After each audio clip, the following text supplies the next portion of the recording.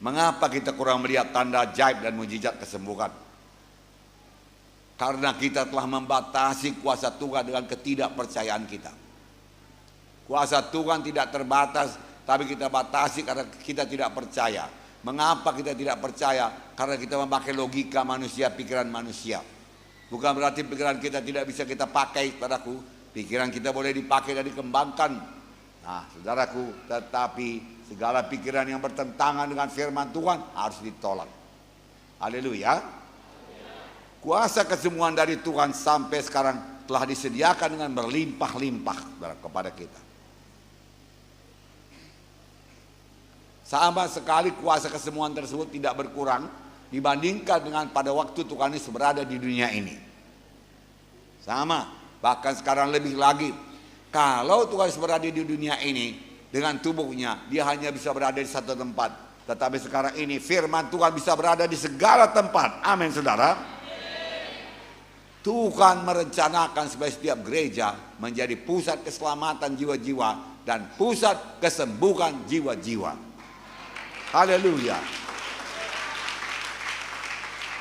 Berarti jiwa-jiwa orang berdosa dengan kutuk dosa datang ke gereja pada hari Minggu, lalu dia berdamai dengan Tuhan dan menerima sebagai Tuhan dan Juru Selamatnya, maka dia pulang padaku dengan dosa yang sudah diampuni. Itu kehendak Tuhan. Karena dia sudah di sorga. Siapakah yang dipakai Tuhan sekarang sebagai alatnya? Hamba-hambanya. Sebelum Tuhan naik ke sorga, dia berkata kepada murid-muridnya, tunggulah di Yerusalem sampai kamu dilengkapi dengan kuasa dari Maha Tinggi. Tuhan mau melengkapi murid-muridnya dan kita semua dan gerejanya dengan kuasa dari Maha Tinggi. Dan Kisah 1 ayat 8 berkata, kamu akan beroleh kuasa apabila Roh Kudus turun kepada kamu. Kamu akan beroleh kuasa apabila Roh Kudus memenuhkan kamu, membaptiskan kamu. Beroleh kuasa. Kuasa untuk apa, saudaraku? Kuasa untuk mengusir setan dalam nama Yesus. Kuasa untuk meletakkan tangan atas orang sakit lalu orang itu sembuh. Sebab Tuhan mau pekerjaan-pekerjaan yang dia kerjakan akan kita kerjakan. Bahkan pekerjaan yang lebih besar daripada dikerjakan oleh Tuhan Yesus. Bagaimana jalannya? Dengan kuasa. Jadi saudara berkata, baptisan Roh Kudus adalah untuk memberi kuasa. Iya. Setiap anak Tuhan harus beroleh kuasa. Supaya dia jangan jadi permainan setan. Amin, saudara. Lalu setiap anak Tuhan menjadi saksi. Lalu setiap anak Tuhan meletakkan tangan seorang sakit orang itu sembuh. Setiap anak Tuhan mengusir setan. Haleluya. Adalah kehendak Tuhan untuk menyelamatkan saudara. Adalah kehendak Tuhan untuk menyembuhkan segala penyakit saudara. Adalah kehendak Tuhan kepada saudara untuk keluar dari kursi roda. Adalah kehendak Tuhan kepada saudara untuk melepaskan tongkat-tongkat penopang. Haleluya. Adalah kehendak Tuhan kepada saudara menyembuhkan darah tinggi, stroke, amin, penyakit ginjal, penyakit paru-paru, penyakit jantung, bahkan sampai kepada kanker tumor. Tidak ada yang mustahil kepada Tuhan. HIV, AIDS, saudaraku, yang katanya tidak bisa disembuhkan, yang perlu percaya. Yesus sudah menyediakan saudaraku kesembuhan berlimpah-limpah pada malam ini, keselamatan berlimpah-limpah pada malam ini. Saya percaya dia sudah hadir di sini, tapi janganlah seperti orang di Nazaret. Yesus adalah orang dari Nazaret. Pada suatu hari dia kembali ke Nazaret dengan membawa segudang tanda ajaib dan mujizat. Tapi firman Tuhan berkata, di Nazaret ia tidak dapat mengadakan satu mujizat pun di sana, kecuali menyembuhkan beberapa orang sakit yang meletakkan tangannya atas mereka. Ia merasa heran atas ketidakpercayaan mereka. Sudah sediakan mujizat, mujizat keberkatan, mujizat hidup baru, mujizat hidup yang berkuasa, disediakan Tuhan bagi orang Nazaret, kesembuhan. Tetapi orang Nazaret tidak percaya karena dia mengenal Yesus secara badani. Dia tidak mengenal siapa Yesus. Ini kan anak Yusuf, kita main-main bola bersama-sama dengan dia. Dari mana dapatnya hikmatnya ini? Itu menghalangi dia. Dia tidak kenal Yesus anak Allah. yang datang ke dunia ini menanggung dosa manusia. Saudaraku, yang kasih nama Yesus. Dan dia bukan anak Yusuf, saudaraku. Saudaraku, dia Tuhan yang menjelma menjadi manusia untuk menyembuhkan manusia. Ia tidak dapat, bukan tidak mau. Yesus mau menyembuhkan. Yesus mau mengadakan tanda ajaib. Yesus mau memberkati luar biasa. Karena di sana dia dibesarkan. Tapi mereka tidak percaya dan heran, saudaraku. Kesembuhan tidak tergantung lagi kepada Tuhan karena Tuhan sudah sediakan semua kesembuhan tersebut. Kesembuhan tergantung kepada apakah sudah bisa percaya apa tidak, saudaraku. Percaya apa tidak. Saya bacakan satu contoh, saudaraku. Yaitu mengenai seorang bapa, saudaraku. Anaknya dirasuk setan. Setan ini jahat, saudaraku. Seringkali mencampakkan anaknya dalam air, dalam api. Hendak membunuhnya. Saya bacakan.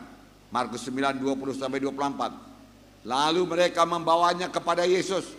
Waktu roh itu melihat Yesus, anak itu segera digoncang-goncangnya. Dan anak itu terpelanting ke tanah dan terguling-guling. Sedang mulutnya berbusa. Lalu Yesus bertanya kepada ayah anak itu, sudah berapa lama ia mengalami ini? Jawabnya, sejak masa kecilnya. Dan seringkali roh itu menjadi dalam api maupun dalam air untuk membinasakannya. Sebab itu jika engkau dapat, jika engkau sanggup, berbuatlah sesuatu, tolonglah kami dan kasihanilah kami.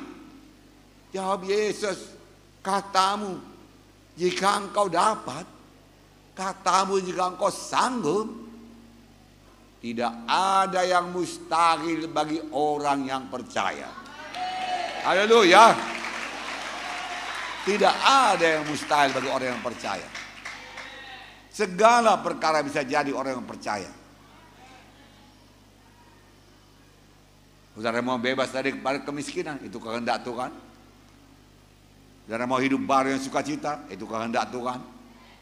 Saudara mau rumah tangga saudara yang sudah renggang atau sudah pisah, saudaraku, disatukan Tuhan kembali, berdoalah kepada Tuhan, tiada yang mustahil.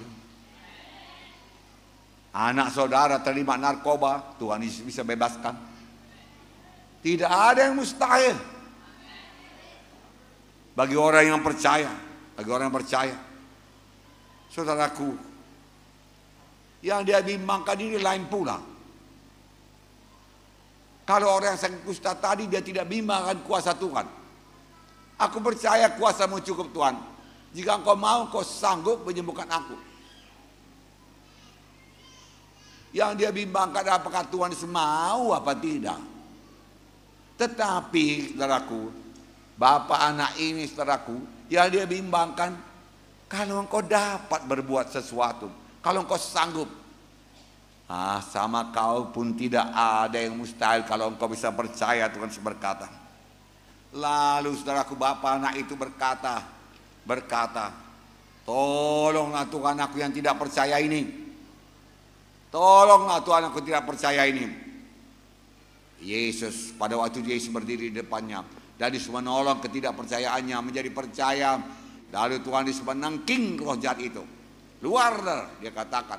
Roh jahat itu membanting anak itu. Orang berkata sudah mati, tapi Yesus membangkitkannya. Anak itu sembuh. Dari kecil kerasukan setan. Dari kecil mau dibunuh setan. Saudaraku, jangan dekat dengan setan. Saudaraku, setan datang untuk mencuri, membunuh, membinasakan. Saudaraku, punya iman. Firman Tuhan berkata, doa dengan iman akan menyembuhkan orang sakit itu. Kalau dia telah berbuat dosa, Tuhan akan mengampuni dosanya. Malam ini mulai berdoa dengan iman. Sama seperti imanmu jadi padamu.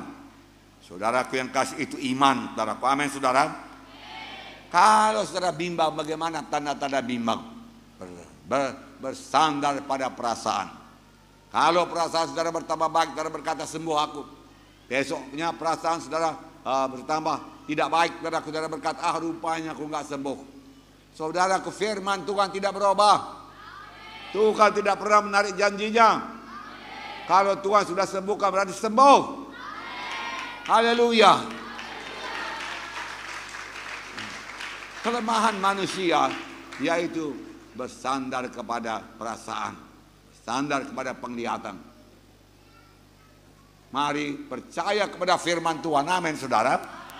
Ya, percaya kepada firman Tuhan. Tidak peduli bagaimanapun besarnya kebutuhan saudara untuk kesembuhan, semua sudah ditanggung Tuhan di kayu salib di Golgota.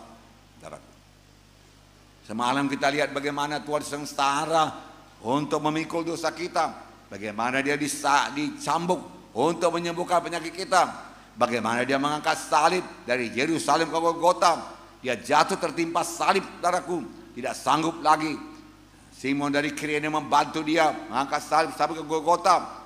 Disuruh tangannya dipaku, kaki dipaku, kepala diberikan mahkota duri. Dari mana-mana mengalir darah, tetes. Firman Tuhan berkata, darah Yesus menebus kita. Darah yang kudus menebus kita. Bukan kebenaran kita, bukan kejujuran kita, bukan pula sumbangan kita, bukan pula amal-amal kita. Semua itu sangat bagus dan berkenan kepada Tuhan, tetapi tidak sanggup menjadi jembatan sampai ke sorga. Yang bisa menjembatani jalan ke sorga hanyalah Tuhan Yesus. Kita terima Dia sebagai Tuhan dan Juru Selamat kita. Kita terima darah yang mencucikan dosa kita, karena perbuatan baik tidak menghilangkan dosa kita. Tuhan suka perbuatan baik dan Tuhan berkati perbuatan baik, saudaraku. Tapi dosa yang sudah kita berbuat tetap dosa.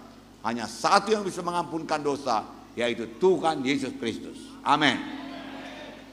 Oleh sebab itu terima Dia pada malam ini dalam hati saudara. Barang siapa memiliki Yesus, dia memiliki hidup yang kekal. Barang siapa tidak memiliki Yesus, dia tidak memiliki hidup yang kekal. Keselamatan terdapat dalam Yesus, bukan dalam acara gereja, baptisan, sindir dan lain sebagainya. Tapi bagaimana hubungan pribadi saudara dengan Tuhan Yesus? Adakah saudara kenal Tuhan Yesus? Adakah saudara bisa bersekutu dengan Dia? Semua acara gereja itu bagus. Saudaraku, tapi semua itu sebenarnya menunjuk kita supaya kita datang kepada Tuhan Yesus dan menerima Dia masuk dalam hati kita, menjadi Tuhan dan Juru Selamat. Nah, saudara yang kasih dalam nama Yesus, percayai firman Tuhan, ucapkan firman Tuhan. Pegang janji Tuhan, ucapkan selalu berulang-ulang. Katakan segala perkara bisa jadi bagi saya yang percaya. Kalau saudara belum percaya, sebagai bapak anak yang anaknya kerasukan itu, berkatalah, Tuhan tolonglah aku yang tidak percaya ini. Sebab percaya itu pun anugerah Tuhan Yesus. Tuhan memberikan kepada yang percaya dan anaknya sembuh. Haleluya, saudaraku.